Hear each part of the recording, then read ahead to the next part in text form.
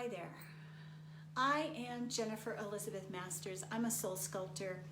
I help you break the mold of past trauma and heartbreak so that you can have the amazing life, business, and relationship of your dreams. And I am starting a new series beginning today on love and beloved. And this series is going to be diving deeply into the core of relationships, why we have them, what kind of relationships we have, and why you want to be coupled. So I will be talking about all of those things in this series. And I'm going through Valentine's Day because, this is the season of love. And, if you are anything like me, I, in the past, have struggled with relationships, and the biggest issue that we all have is that, especially with women have a tendency, it is innate, it is within our physical, emotional, and our literal makeup, is that we as women want to fix. It is a thing that we have to set aside and not do because nobody needs fixing, right? And the most important relationship that we have in this life is with whom? Do you know? The very most important. You could say it's with God, but it is with us. The most important relationship is with us. And if the foundation for the relationship that we have with us is skewed or isn't healthy or is codependent or needy or can't process emotions or is angry or bitchy or nagging and beats ourselves up, if we don't love ourselves, we can't receive love from another person. And so the first relationship is the one that we have with us. And I thank you for being here. Thanks for watching. The better that we feel about ourselves, the more accepting that we are of us, the less judgment we have of others. The more critical we are of ourselves, the more critical we are of others. And so, over time, as we grow and we mature and we become emotionally available, hello, John. As we become emotionally available to ourselves, that we're not abandoning ourselves anymore, then we're more available in a relationship. We stop hiding the truth of who we are. We stop pretending to be something we're not. And, that is something that we often do early on in a relationship. We so badly want to be loved, especially if we don't love and accept ourselves, then we're looking for the other person to do all these things for us. And we expect way too much from the other when we have to fill our cup first. When we come to the relationship already full, already feeling complete, already feeling loved, then the relationship becomes the icing on the cake.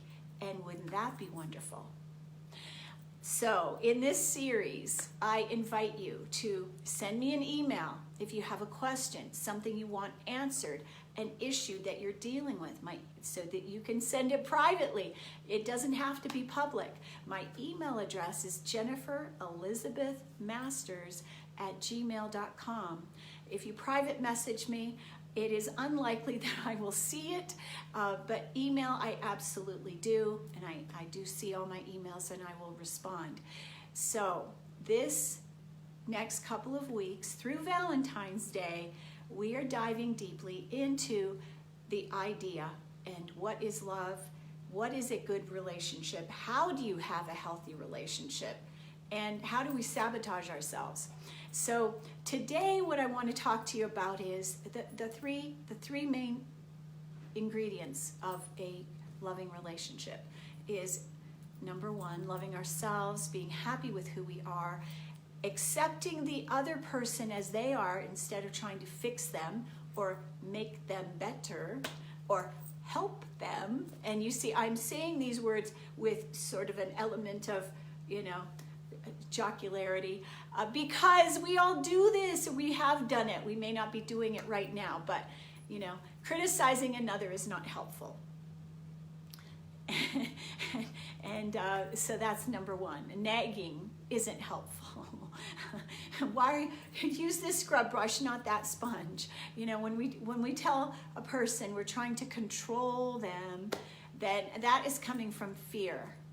All right, so cornerstone, the foundation of a relationship, the foundation needs to be set solidly on good, healthy self-esteem, where we lovingly accept ourselves. We're not going to be perfect necessarily. Some may be more perfect than others, but when we accept ourselves with all our flaws and foibles, with the warts and the worries, whatever it is that we are, when we accept ourselves, that is the number one component to a healthy relationship. Because when we accept ourselves, we're less likely to be judgmental and critical of the other. And so that's number one. Number two, the only person we can control is who?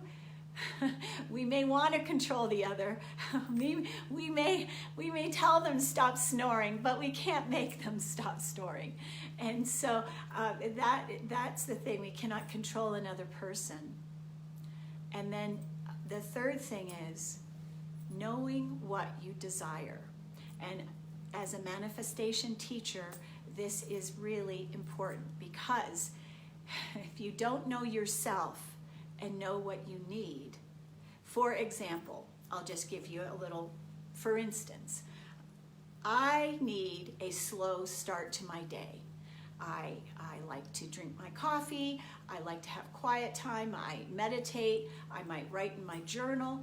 That is my creative time. So if somebody is wanting to have a deep conversation, that for me is not the time to do it. I know myself well enough to know that's not the best time for me. So I'm at my best when I've had that time, and then I can come to you giving you my full attention. And the other thing that I will say is, relationships are the key component to a happy life. When we have a good relationship with ourselves, when we lovingly accept ourselves, our relationships with our coworkers, with our children, with our neighbors, with our parents, with our siblings is better. And so when the relationship with that's the foundation. Remember, I talked about the solid foundation. When you know who you are and you lovingly accept yourself no matter what, you are well on your way to having a better relationship with someone else. So we're going to talk about intimacy, we're going to talk about sex, we're going to talk about what women want and expect in a relationship, and it's pretty hefty, and then what men want and expect in a relationship.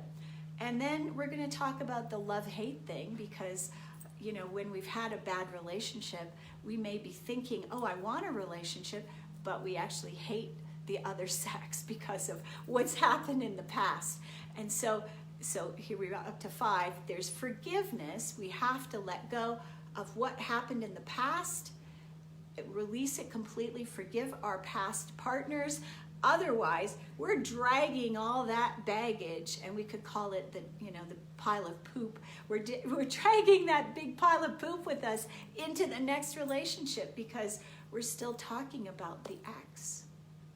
We're going to talk about dating sites and how to write a profile. We're going to talk about how to go into the dating process with joy, with a sense of humor, with a positive attitude. Because if we go into dating with a crappy attitude, how do you think the outcome is going to be? We may give up very quickly. We may decide this isn't for me. But what I will tell you right now about dating sites, it will open up the smorgasbord of all the opportunities out there, and there are so many. Local, further afield. You can, what is that?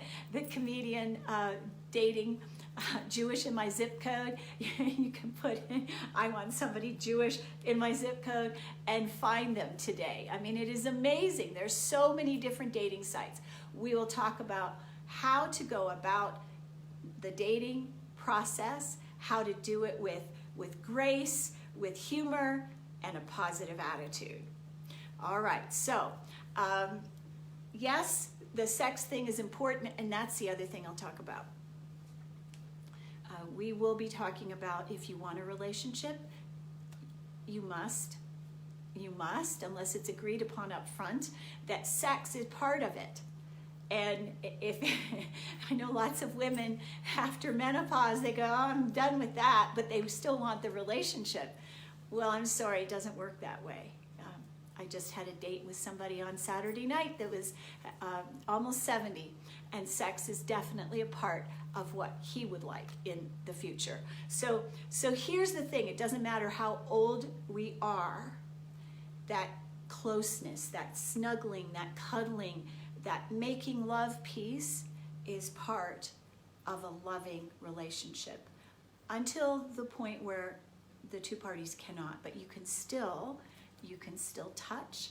And the thing about a sexless marriage is, and because I counsel people about it, is that if there's no sex happening, typically there's a problem, and one of the parties doesn't like intimacy. They may never have bonded with their mother, and they may never have overcome that. And so that's a thing. It has to be dealt with. We need to look at that with honesty, love, and compassion. Okay, so this is a series that I am very excited about, and I invite you to leave comments below and ask questions. Send me an email at jenniferelizabethmasters@gmail.com. What is your particular issue that you're struggling with? Is it intimacy? Is it communication? Is it problem solving? Is it conflict resolution? Is it, I don't know how to get over the fact that he cheated? We'll talk about all of these things, because just because someone cheats does not mean that you have to end the relationship. Of course, it takes a very big person to forgive, but I will also tell you, no matter whether you end the relationship or you don't, you need to forgive. Otherwise, you're going to end up with deep grief in your lungs, excuse me, and possibly, and I've seen it happen, lung cancer, because holding on to these old emotions is not healthy. We are meant to let them all go and forgive. And the first person we forgive is ourselves. So the better that we have a relationship with ourselves, this is the cornerstone for everything else in our life. The happier we are with us, the happier we are in our relationships.